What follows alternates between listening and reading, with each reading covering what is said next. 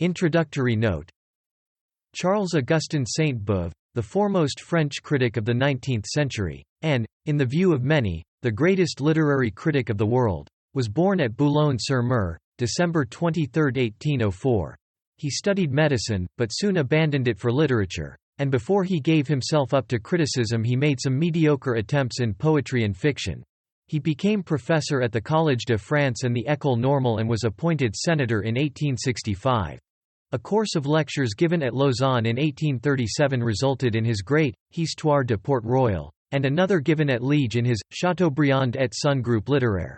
But his most famous productions were his critical essays published periodically in the Constitutional, the Moniteur, and the Temps, later collected in sets under the names of Critiques et Portraits littéraires, Portraits contemporains, Causeries du Lundi, and Nouveaux Lundis.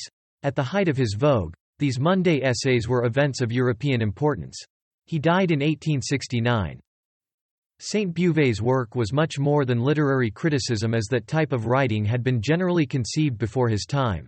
In place of the mere classification of books and the passing of a judgment upon them as good or bad, he sought to illuminate and explain by throwing light on a literary work from a study of the life, circumstances, and aim of the writer, and by a comparison with the literature of other times and countries.